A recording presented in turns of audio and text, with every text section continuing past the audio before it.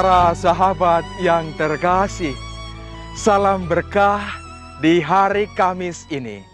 Sabda Hidup kembali menyapa hati kita semua. Hari ini diambil dari Injil Lukas, bab 9 ayat 7 sampai 9.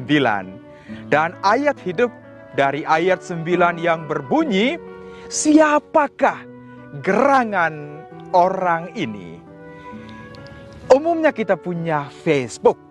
Wah, biasanya yang namanya dunia maya itu, kalau ada orang baru yang add di Facebook kita, sebelum kita konfirmasi dulu, kita lihat dia punya profil dulu. Wah, siapa orang ini?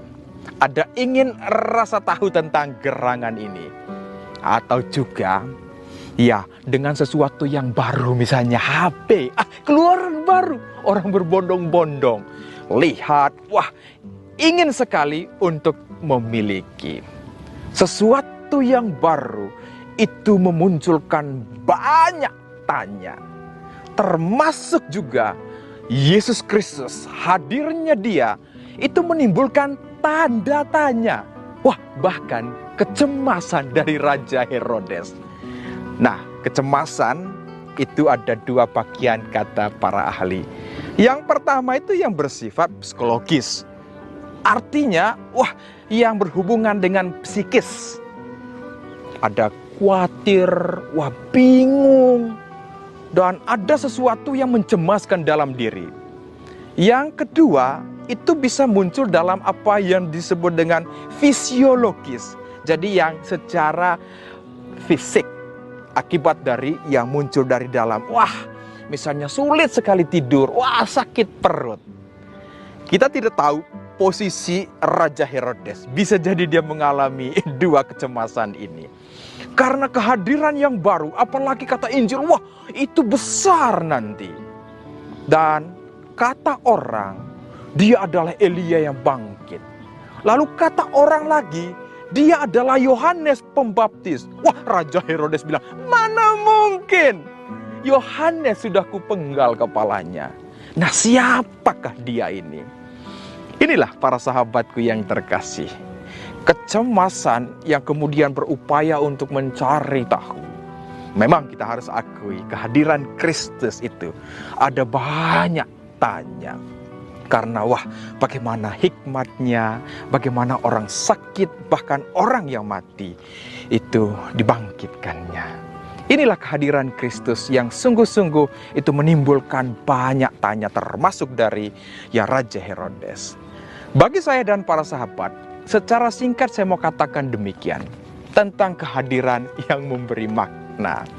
Kehadiran kita sebagai orang Katolik juga itu pasti banyak tanya dari orang lain. Gerangan ini siapa? Itu mereka itu siapa? Ada dua hal yang kita bisa hadirkan sesuatu yang kata orang itu beda.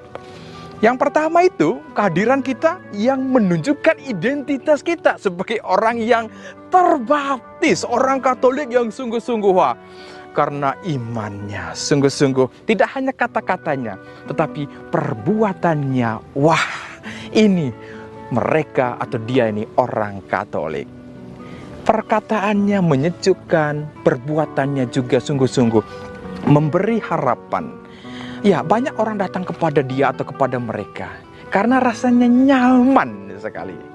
Tetapi bisa jadi yang kedua, kehadiran kita itu adalah sesuatu yang menimbulkan tanda tanya yang bahkan negatif. Kok orang Katolik itu seperti itu ya? Hari Minggu itu mereka ke gereja, tetapi Senin sampai Sabtu itu perbuatannya itu gimana? Itu di luar gereja semua. Iri hati, dengki, wah, semuanya campur aduk.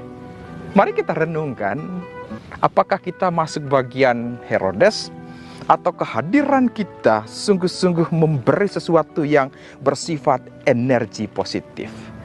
Artinya, wah, kehadiran kita diterima itu bukan karena kitanya, tetapi karena Kristus melalui kata dan perbuatan kita. Orang percaya Yesus Kristus adalah Emmanuel. Mari para sahabatku yang terkasih, kesempatan emas ada pada kita. Pilihan ada pada para sahabat dan saya.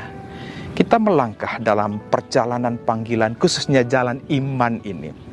Yakin dan percaya, kita tidak sendirian. Kalau kita berjalan bersama dengan Tuhan, tanda tanya dari orang itu bisa memberi makna positif bagi mereka. Kehadiran kita yang sungguh-sungguh dinanti-nantikan oleh orang lain. Karena itu, mari kita renungkan, terus melangkah. Yang kurang kita perbaiki, tetapi juga kalau kita diterima dan kita disebut-sebut, tetaplah rendah hati. Itu karena semua bukan karena kita, tetapi Tuhan Yesus sendiri. Sabda Tuhan, sabda hidup. Tuhan Yesus memberkati. Bunda Maria merestui. Amin. Lewati cobaan, ku tetap percaya waktu Tuhan pasti yang